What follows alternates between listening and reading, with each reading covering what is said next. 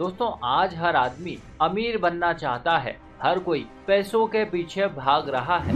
लेकिन अब प्रश्न ये उठता है कि इस सब में आखिर कितने लोग सफल हुए, आखिर कितने लोगों के पास धन आया? बहुत ही कम, मुश्किल से 1 या 2%। दरअसल इसकी मुख्य वजह यह है दोस्तों कि जब भी आप कभी गलत रास्ते का चुनाव करके मंजिल की ओर बढ़ना चाहेंगे तो निश्चित ही आप मंजिल तक नहीं पहुंच पाएंगे। बस यही वजह है कि आज अमीर तो हर कोई होना चाहता है, लेकिन बहुत ही कम लोग इसमें सफल हो पाते हैं। वैसे अब आपको इस सब के लिए अधिक चिंतित होने की आवश्यकता नहीं, क्योंकि आज हम आपको हिंदू शास्त्रों में दी गई जानकारियों के आधार पर करीब 5 ऐसे रहस्यों के बारे में बताएंगे जिनका पालन करने पर आप निश्चित ही धनवान हो जाएंगे। लेकिन शुरू करने से पहले यदि अभी तक आपने इस चैनल को सब्सक्राइब, वीडियो को लाइक व शेयर नहीं किया है तो जल्दी से कीजिए। नमस्कार और एक बार फिर स्वागत है आप सभी का आपके अपने वीडियो कलेश यूट्यूब चैनल पर। दोस्तों धनवान बनने का पहला सिद्धांत तो ये है कि सबसे पहले आपको अपनी सोच बदलनी होगी। जी हाँ, सोच। अब से आप ठीक वैसे ही सोचें जैसे अमीर लोग सोचते हैं। दरअसल सोच बदलने से आपका रहन सहन बदल जाएगा। आप मन ही मन खुद को अमीर समझे। दोस्तों विश्वास कीजिए, इसमें बड़ी ताकत होती है। सोच बदले, भविष्य अपने आप ही बदल जाएगा। आज संसार में ज्यादातर लोग खुद को गरीब या दरिद्र मानते हैं और अपनी इसी सोच के कारण वे हमेशा गरीब ही बने रहते हैं। जबकि इसके ठीक विपरीत जो लोग खुद को अमीर समझते हैं, देखते ही देखते वो अमीर होने लगते हैं। आपने ये कहावत तो सुनी ही होगी, विश्वास करें, विश्वास में बड़ी ताकत होती है। भला ऐसा क्यों? दरअसल इसके पीछे बहुत बड़ा विज्ञान छुपा है।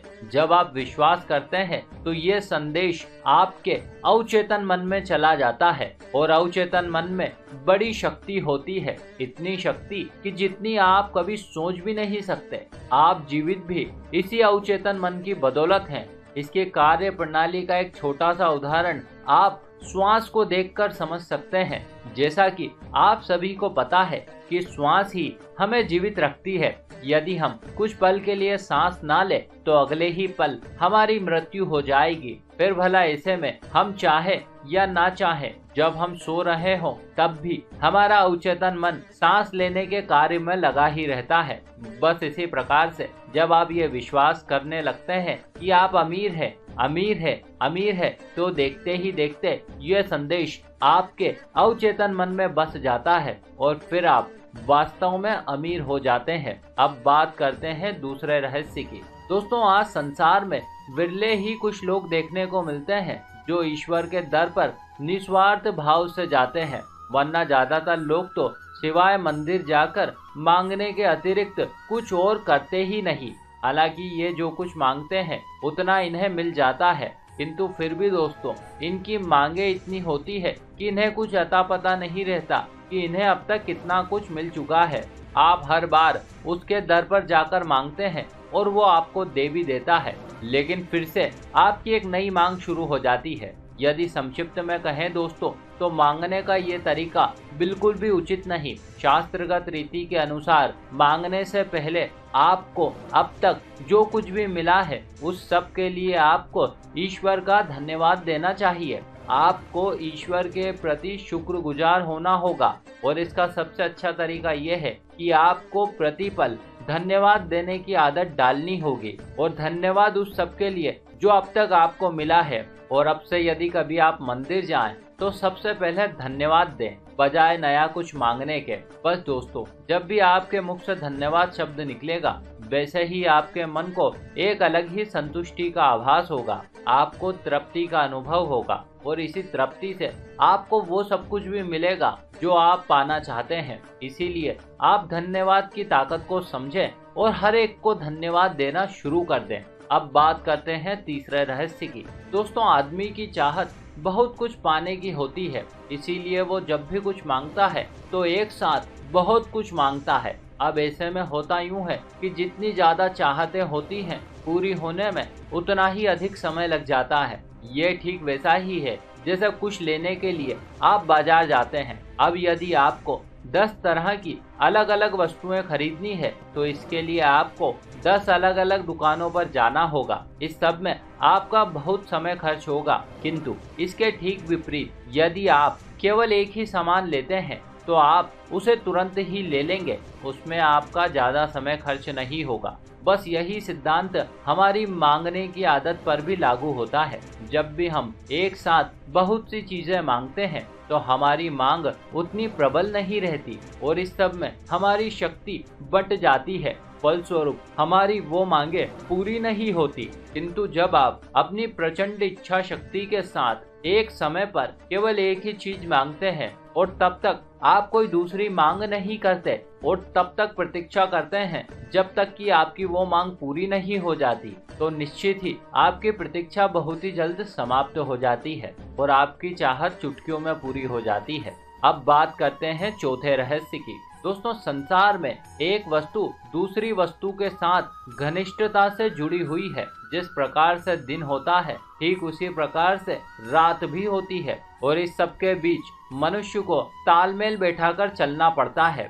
भले ही आप माने या ना माने, लेकिन आप पर एक छोटा सा पत्थर भी उतना ही असर डालता है जितना कि कोई विशाल पर्वत। इस बात को यदि आप विस्तृत रूप से समझना चाहते हैं तो आप ऐसे जानिए कि संसार में दो प्रकार की ऊर्जाएं होती है। एक होती है नकारात्मक जबकि दूसरी होती है सकारात्मक। निश्चित ही नकारात्मक ऊर्जा आपके लिए हानिकारक होती है। इसके लिए आपको कुछ बातों पर आज से ही काम करना पड़ेगा। जितना हो सके आप अपने घर को वास्तु के अनुसार रखें, घर में सकारात्मक चित्र लगाएं, घर का वातावरण सुगंधित रखें। वास्तु के अनुसार दिल्ली में कुल देवी माता का वास होता है और इन्हीं के साथ माता अष्टलक्ष्मी भी वास करती है। अतः घर की महिलाएं नित्य प्रतिदिन दिल्ली की पूजा अवश्य ही करें। पूजा घर में माता लक्ष्मी की ऐसी फोटो लगाएं जिनके हाथों से धन वर्षा हो रही हो। जब भी घर में दीपक जलाएं तो उसकी बत्ती का मुख उत्तर या पूर्व की ओर कर ही रखें। घर की ही तरह आपका मन भी होता है जो आप पर प्रत्यक्ष रूप से प्रभाव डालता है। जितना हो सके आप सकारात्मक सोचें, क्रोध से बचें। ये आपके शरीर पर बहुत ही बुरा प्रभाव डालता है। मन ही मन ईश्वर को याद करते रहें।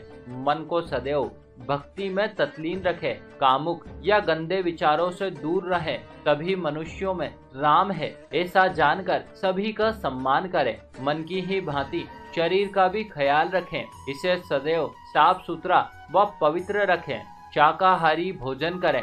भोजन करते समय सदैव पूर्व या उत्तर की ओर मुख करके बैठें। घर की तिजोरी में तांबे, पीतल व चांदी के सिक्के रखें। साथ ही हल्दी की गांठ, पीली कोड़ियां व नोटों की गड्डी भी रखें। तिजोरी की ही तरह आपकी जेब या पर्स होती है, अतः आप कभी पर्स को खाली ना होने दें। उसमें सदैव कुछ न कुछ पैसे अवश्य रखें। और यदि धन बढ़ाना है तो गौ माता का सम्मान करें। पीपल के वृक्ष पर जल चढ़ाएं। हो सके तो दीपक भी लगाएं, बहुत ही लाभ मिलेगा। अब बात करते हैं पांचवें रहस्य की। दोस्तों, उपरोक्त सभी बातों के अतिरिक्त अब आप एक छोटा सा काम और कीजिए। आप 10, 20, 50 या 100 के नोट की एक गड्डी बना लें और प्रतिदिन सोने से पूर्व इस गड्डी को गिनकर सो जाएं और फिर से अगले दिन इसी क्रम को दोहराएं। आप ऐसा लगातार 43 दिनों तक करते रहें। दरअसल इसके पीछे का विज्ञान ये है कि जब आप सोने वाले होते हैं तो उस समय जो संदेश आपके मन में भेजा जाता है वो संदेश बिना कुछ करे सीधे आपके अवचेतन मन में समाहित हो जाता है।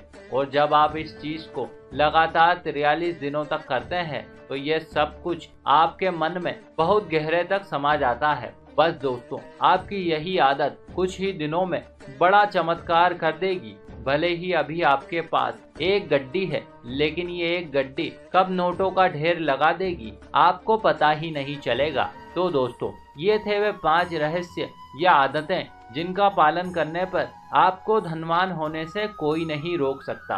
इसी के साथ हमारी ये जानकारी भी यहीं समाप्त हुई। आशा करते हैं आपको हमारा प्रस्तुतिकरण व प्रयास जरूर अच्छा लगा होगा। आपने हमें इतने प्रेम से सुना, इस सब के लिए आपका बहुत बहुत आभार। हम जल्द ही मिलेंगे आपसे अगले वीडियो में। तब तक के लिए नमस्कार।